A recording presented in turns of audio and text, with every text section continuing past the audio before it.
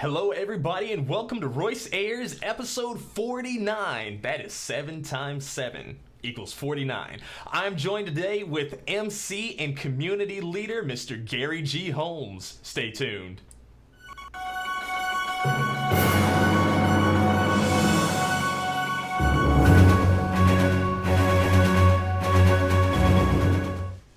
Meow and happy Thursday, everybody. I hope your day is going well. It's nice hot weather where I am, but how's the weather where you're at? Let me know. I'm in Central Florida. Where are you? Tonight, if you are here in the Central Florida area, make sure you come out to our open mic competition that we have at Vinyl Arts Bar. It's a very fun time, free cover, happy hour from 6 to 8 p.m. So if you do poetry, if you dance, if you sing, if you rap, whatever it is, you need to go ahead and come on out and be qualified to win $100. There's a lot more information about that on our Facebook page, so just, go check that, go find that banner on Facebook, and I look forward to seeing you there. For those of you who it is your first time here ever at the Royce Airs show, you are in for a treat. Either a treat or you're going to be like, man, I am never watching that guy again. No. You're going to come back. You know why? Because we have a good time. I want to thank everybody who's coming back with us, all of our returning audience. I'm glad that you're here with us. Glad to have some fun with you all. Just to tell you a little bit about the show, this is a vegan talk show. And we do that because it's 2018, folks, and vegan is the new norm. At one time, it was looked at as this crazy, outlandish idea that people often associated with hippies and tree huggers, but if you really look at it, if you look into the lifestyle, you'll easily see that it is one of the most logical things that you can do for your health, your wealth, the environment, and the animals. Literally, when you go vegan, we all win.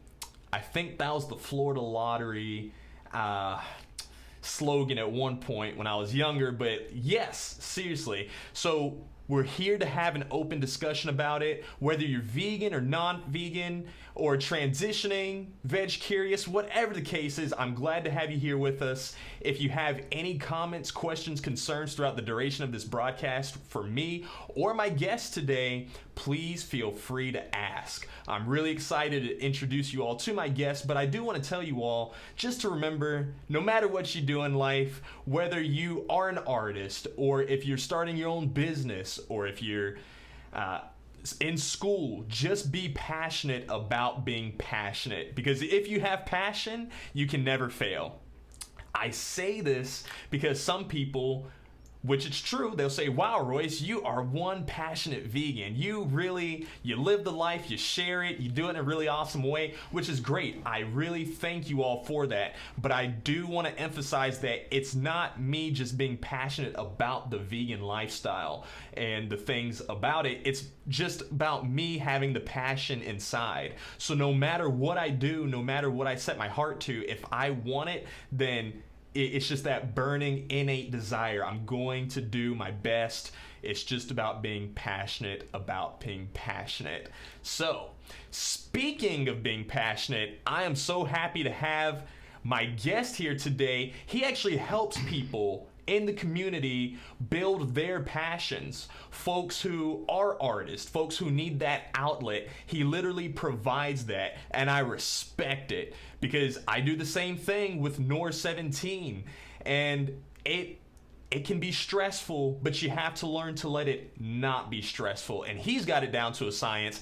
I'm excited to introduce you to him, Mr. Gary G Holmes. How's it going, my brother? Hey, how's it going, Royce? How's it going? Good to be here. I am glad to have you here with us, Mr. Gary. Tell us a little about yourself. Who is Gary G? Well, Gary G came from my mother. She would call me Gary G, and I would respond to her, Mama Me. Now, her name was Doris Holmes. Her nickname was Dodie. So you hear me say when I talk about Dodie's place, I am Dodie's place. I carry her with me all the time. So that's where Gary G came from. But I was born in Queens, New York, 1962.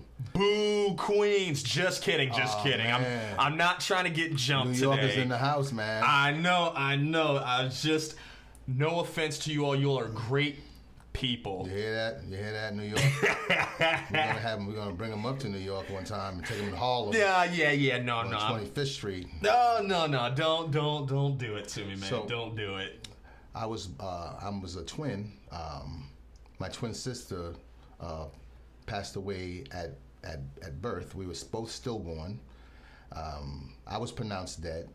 We both had sheets on our faces, and my grandmother took the sheet off of my face, put me on her shoulders, sang the Lord's Prayer to me, and 55 years later, I'm sitting here on a Royce Air Show. That's a great way to do it. That's what I'm talking about. That is awesome.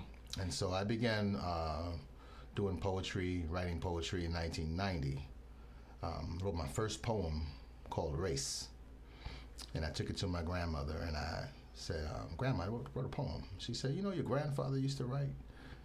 And she went in her drawer and pulled out a poem that my grandfather had written 45 years prior in 1945 during World War II. And when I read his poem, I knew it, like I wrote it. And what she would tell me was that, now I wrote my first poem a year to the day that he died. He died in 1989, and I wrote my first poem in 1990. I didn't know it was a year to the day that he died. And so his writing is almost being continued by me, because I couldn't write a lick until after he made his transition. Well, I won't say die, transition. Transition. He made his transition. And so when I'm writing, sometimes I get inspired. There's no editing. I can write a whole piece. 10 minutes is on the paper, it's done. So that's a part of my writing history and a little bit about me. I like it. I like how you say that, you carry your mother with you. That's how I feel about my grandma. Everything that I do, all the different endeavors that I make, even whenever I go to a new place, I feel that energy. I still feel that same love that she used to give me and still is giving me, and the comforting feeling. It's really nice to know that if she was here physically with me, that she'd be like, you're doing great. So I feel where you're coming from on that, for sure. And she's still telling you that you're doing great because you can feel it. Yes. And it's so eerie sometimes. I'll hear it through other people, and I'm like, Francis, get out of that person's body. But it works out well. Right. I'm definitely glad to have you on the show. I'm glad that we reached out. I'm glad that we connected with it, because going through your Facebook alone seemed like this very impressive, awesome resume. And you even, you wrote your own book. Can you tell us some about that? What inspired you to write your book? Well, Heavy on the Mental is the title of the book. And because life can be heavy on the mental, most of the battles that are fought inside your own mind, with yourself and against yourself. I call it me, myself, and I. There's three of us. And sometimes, we go at it, and there's sometimes, maybe after a glass of wine or something like that, we say, well, what are we fighting for, man? We need to settle down and figure this out. So Heavy on the Mental is a collection of poems that were written over a 17-year span. And being that I'm a cancer survivor, I had non-Hodgkin's lymphoma in 2011. I was diagnosed with non-Hodgkin's lymphoma I had in my neck. When I survived the cancer, I said, I need to finish this book, because I have a master's degree in procrastination. I just kept putting things off for years. And so I finally finished the book, and that's what Heavy on the Mental is a collection of different poems over a period of about 17 years. And I'm glad that the book is, it's on Amazon now. It's 5 stars. I'm getting ready to put it up on my website. My website is just finished yesterday. Now we have a website to go to, which is a 1,000 tongues .productions, and so we're going to build that up, and so that's Heavy on the Mental. That is awesome, dude. And I can totally relate whenever it comes to stress and those inner fights that you have to do inside. It's literally just me, myself, and I. We were all just kind of battling against each other. You had the me who wants to do the right thing, and then you had this I person that wanted to show everybody that he's this great thing. So I tried to hide all of the bad stuff that I did, but me just wanted to be honest with everybody and say, hey, I kind of screwed up here.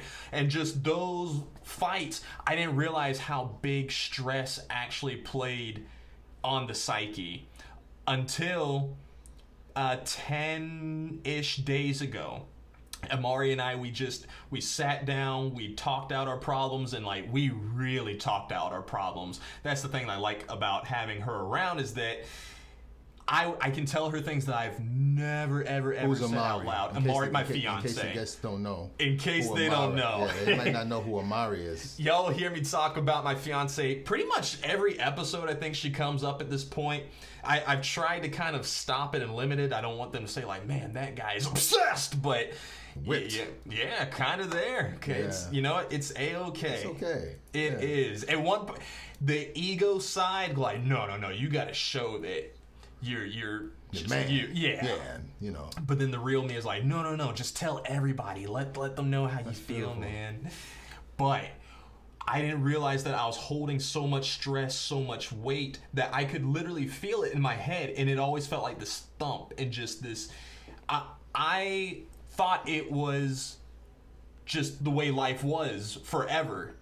But now, ever since I've had this mental clarity, after we just kind of talk things out and she helps me work through it, it feels like a totally new person in my head. Like it's the first time I've ever just felt peace in life. So I pick up what you're putting down there, for sure. All right.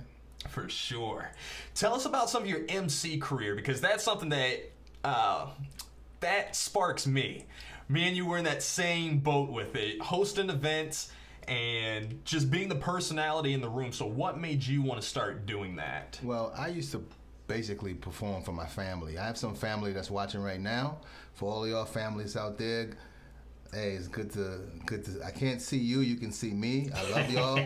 You know, I represent Anna Sawyer, Anna Holmes, Bernice Davis, and William Fletcher Davis. That's my great grandmother, my grandmother, my grandfather, and so you know where I'm coming from. But since I was a kid, my uncles and aunts used to come around to the house. You know, my grandmother raised me, and I was always that clown. Let's just call it like it is, to make people laugh, because that was my defense against the pain. So I've always this is where it started at. You know, instead of crying, I'd rather laugh than cry. You know, I haven't taken this too serious in the last 55 years, this thing called life. So I'm going to laugh at everything that I can laugh at. There's going to be some tears. I've cried enough tears. I don't know if there's any left. But I have more laughter than tears left, which is a great thing. But the MCing part came when I was doing poetry and spoken word at a place called the Sugar Shack in Harlem. And that was in the late 90s. Then I went to the United Nations. I started doing fundraisers there, where I would put on a show to raise money for the children of fallen officers that were killed in the line of duty. I would produce a talent show with security officers performing. So you had guitar players, you had singers, and I was the MC, and I had a chance to harness my skills of being an MC through that event. And so, you know, the more you do something, the better you get at it. You know, and as long as someone walks away with a smile, that's what my mother used to tell me. If someone walks away with a smile and you made them smile, then your job as an MC is done. You know, and that person that walks away with a smile is you. As long as you walk away with a smile. Because if you're smiling and it's genuine, somebody may not even know what you're smiling at. And they may be down that day, and they see that genuine smile, because you have fake smiles and you have genuine smiles. Yes. You see them all the time. You know, people say, hello there. It's gone. But you have genuine smiles where they can see that you're at peace and that you're happy, and that energy is transferred. But if you have people that frown and people that are mad, that energy also transfers. So, you know, it all depends on, you know, what your purpose is. So as an MC, the microphone is home for me. I love being in front of the microphone. I love entertaining people. You know, I never met my biological father, but what I heard about him was that he was an entertainer. You know, he'd have crowds of people around him on the street. They thought that he was getting jumped one day, and he was entertaining people.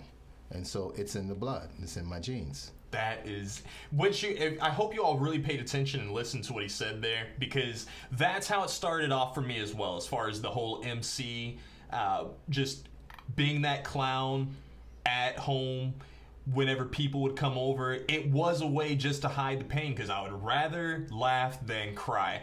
And sometimes things would suck and people go like, well, how did you find that funny? I'm like, oh yeah, I mean, I just have to. So Gary, we're gonna get along, man. Yeah. I want to do a little game with you, okay? Okay. I got a little trivia game. You can win some prizes, and you all can play along too, okay? I've got 2 animal trivia questions for Gary, and before we do that, we actually have some folks who are in here, okay? Miss Amari, my fiance, she's always joined in with us. Okay. My main commenter, thank you for being here. Thank you for being in my corner. And she says, Gary's a great conversationalist. Many of the things he says resonates with me, so you're already doing your job, man. All right, Amari. Mr. JV, Javaris Kirkland, he's in the building that's too a as well. photographer, yeah. He's a photographer. I'm all about JV. JV's awesome. I have a spot for you, JV. You can come down and use that space for photography. Hit me up, okay? JV, he's actually just JV. kidding. He doesn't really want you in his space, but he's trying to be nice because you're here. I won't tell him that you really don't like JV. No, JV, you're a good guy. I like messing with JV. He's always... I remember the first time I met him. Funny guy. Okay.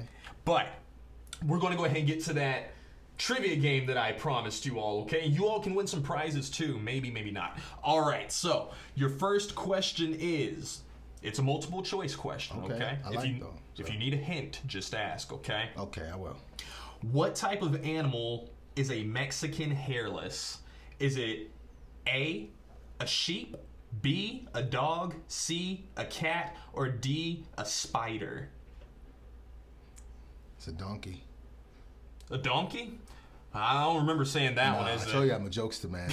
It's a dog. You didn't even need the hint, man? No, I don't need no hint. Wow, then congratulations. You win this NOOR 17 sticker. Look at that. See, I have actual prizes. That's what I'm saying, man. I'm on the Royce Air show. We get prizes on this show. We give prizes because we finally have a bit of a budget coming in for July. I am so happy about that.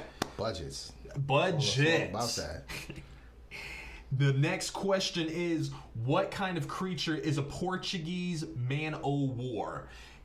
Portuguese man-o'-war. And then your multiple choice answers are, it's either A, a stingray, B, a shark, C, a jellyfish, or D, a piranha. I have to go with a jellyfish. Go with the jellyfish? Okay. You win the sticker, and I'm trying to figure out how'd you get all these without any hints. I didn't give you a study guide. National Geographic, man. I used to watch that. You know? Wow, that is so... I watched National Geographic since I was like 5.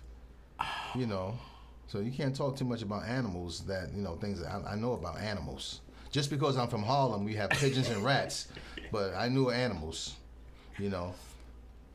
So now I have 2 stickers. Now you got 2 stickers, and I'll give you a chance to win one more. We're doing something called the $17 challenge, okay? Okay. The $17 challenge, you all already know. I like to meow like a cat, whether I'm on the air or doing a show. So I've asked Mr. Gary to meow like a cat at least one time, 3 minutes after me explaining these rules. And as long as he does that, he doesn't have to pay me $17.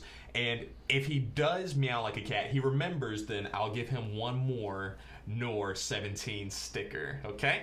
How about if I giving me $17 if I do meow? Well, Gary, I would love to, but I actually just tried looking at my Suntrust account while we were prepping for the show, and it wouldn't even let me access my bank account. That's how bad it is? That's how bad it is. I'm like, man, July needs to get here. It's rough, man. I'm so broke. If somebody try to rob me, they'll be just practicing.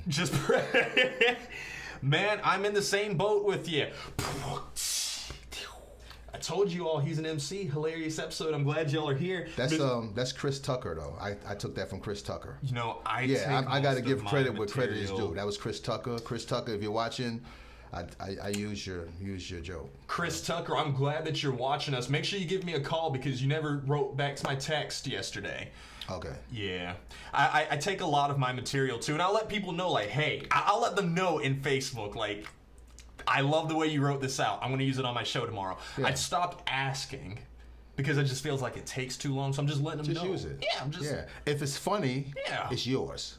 If it's corny, it's theirs. That's what I'm going to start doing. Works. Yeah, if it's funny, it's yours. Just, claim it. Amari says Royce never gives credit. Yes, I do. Ooh, and put you out there. That's one thing that why I'm just like, oh. Whenever I see her, I'm just gonna give her the longest hug, and she's gonna be like, "Okay, can you let me go now?" And I'm like, "But your hair smells so good. I can't." Yeah, that's neither here nor there. DeAndre, glad you're here with us as well. Yes, Amari is wrong. A lot of the times, DeAndre. I know you're not referencing that comment that she just put. Y'all are having a long conversation that I can't jump into because there's quite a bit. But Emily, glad you're here as well too. Glad everybody's here. We are about to get into conversation with Mr. Gary, but I do want to extend an invite to you all. I have an event coming up this Saturday that is our vegan backyard barbecue and pool party. It's going to be a lot of freaking fun, a lot of freaking food, big pool, big yard, musical performances, and it's from 1 p.m. to 8 p.m. So go look that up on Facebook, send me a message, and I'll send you a link to it. Gary, I hear that you have an event as well coming up tomorrow. Yeah, it's at Chef Eddie's Soul Food Restaurant, and that's going to be down on 595 Church Street. We have Gina G2 Funny, that's a comedian. Gina G2 Funny? She is Gina G2 Funny. She's the #1 female comedian in Orlando. Okay. Then we have Ed Thomas and Hugo, the ventriloquist. You know, I threw my voice one day. I just wrote on a piece of paper my voice and I threw it. But I really have a real ventriloquist who knows how to throw his voice, and he's going to be there tomorrow night. We have #1 DJ MC, and he DJ'd for the Essence Awards. Oh wow! Last year, and so it's $20 to get in, and it's a $10 voucher that goes towards your purchase at Chef Eddie's to buy food or drink. So it's $20. You're going to spend $10 anyway. So now your $10 goes towards it, and it's also a fundraiser for Exodus United Incorporated, which is a nonprofit who advocates for at-risk youth. And so this is the culmination of a Friday night spotlight event that I do, where every Friday we raise money for one nonprofit, and at the end of the month we converge and have all the performers to come to Chef Eddie's. This is our first event where we have the culmination of all the performers, and then an open mic list also. So we have music, we have food, we have ventriloquists, we have comedy, we have singers, we have the whole thing. And you have MC Gary G emceeing the event tomorrow night. So I'm looking forward to that. That's the best reason to come out there, because you got Gary G out there. And Gary, I actually have a question for you, my brother. Yes. Are you vegan yet? Meow. Man. No, I'm not. But are you? I'm vegan, but are you all vegan? Answer in the comments. That was my favorite meow. He doesn't have to pay the $17, and he wins my 3rd sticker, so congratulations on that. For those of you who can help build this show, it costs money to get it running. Literally about $500 per episode, especially once we start up at Studio One at the end of July. So I'm excited about that. But if you can help us out, please go to my Patreon. Consider donating. I would appreciate it. Constant Productions would appreciate it. And guess what? Chicken butt. All right, so I have a question for you. Yes, sir. And I have a question for you. What's the greatest nation on earth? The greatest nation on earth? Is this a trick question? It could be, since I'm pretty tricky. What's the greatest nation on earth? Audience, type it in. I'll give you the answer, but I want your answer first. You want mine first? We don't have a lot of time. I know wow, time goes by so fast, doesn't it? Time literally flies by. We're having fun. That's what it is. So what's the greatest nation on earth? I'll give you the answer. A donation. So he just asked for some money. The greatest nation on earth is a donation. We raise money for nonprofits, right? And so when you see Royce Ayers is asking for a donation, that's the greatest nation on earth is a donation. Never forget that. You heard it on the Royce Ayers Show by yours truly, Gary G. Okay, I'm going to steal that, just so you know. Yes. So it'll be in subsequent episodes after this. So don't be mad when you're like, hey! Just remember that you told me that I could use it. That's right. So, Gary, tell me, what do you know, what have you heard about the vegan lifestyle? What I know about it is that I heard it's a pretty healthy lifestyle, and I can see just by looking at you that you look pretty healthy. So I mean, I would like to transition at some point. But I'm gonna be honest with you. When I leave here, I am going to Chick-fil-A. I'm just being honest with you. It's calling me. Your body would thank you if you didn't. But I also know that at some point coming soon, I'm going to make that transition because I know that it's not an overnight thing. And I know that, at 55 and being a cancer survivor and everything, I know that it's probably a healthier choice for me. And so I'll be picking your brain on how to make that transition. So I'm all about it. And you know what I really, really, really appreciate that about from you? Sunshine. Sunshine. Yeah. Her mother, also cancer survivor. And she's been... I didn't know that. Yeah. I know. I met her mom, yeah. And she's been transitioning as well, too. And she's there now. She's working on Sunshine, getting Sunshine all the way vegan. But it's literally what has been keeping her alive at this point. So whenever I had the honor to meet her, I was just like, you are awesome. Continue just like being that light, being out there. And I love it. I love seeing whenever there are older black people doing it, because I use your word yold. Well, we have to tell them what yold is. See, I'm not young and I'm not old. I'm right in the middle. I'm yold. He's yold. I'm yold. I know where I'm at. Too, y'all, I'm not old and I'm not young. You're yold? I'm yold because people think I'm 40 whenever they see me dressed up or whatever. They're like, yo, you got a business, you got all this stuff, you got to be like 40. I'm like, I am 25, but I won't tell you that. I'll let you keep thinking I'm 30, 40, 45 with kids and all that, whatever. All right. But I think it is so important, just as a people, really as everybody, but I'm really on black people because I'm one of us. Right. And I see that a lot of the things that we complain about in our communities has a direct correlation with our diets, with the way that we just live, the way that we treat each other. We have a little bit of time to go into it. The reason why I originally went vegan was just so I could get more inner peace with myself. That's why I really like and I really resonate with your book. And that I'm pretty positive that's why Amari was saying the same thing, because we believe that true wealth always begins within. So what are you putting into your body? But it goes beyond just the food. It also goes into the music. It goes into the media. It goes into, are you reading good books? Are you putting in good information inside your system? And that's the food too. Are you putting in good food? That is energy, that is information that your body is now going to process, and you get out what you put in. So whenever you're putting in a lot of these dead, tortured enzymes, chemicals, things that your body can do without, you start replacing it with things that is going to make it not just survive but thrive. That's why I went vegan. Right. So that's why I love having people like you on the show, community leaders, to just kind of talk about it with you all, because I think it's really important that, I can't talk to everybody about it, but I know if I can at least get you knowing where I'm coming from, that you'll be able to share it with other people, whether you make the full transition or not, which I'm really happy to hear that you are open to doing that. That is so awesome. Right. What is the correlation between diet and mental illness? Because one of my main focuses and why I do what I do is to focus on mental illness and the families that are affected by it.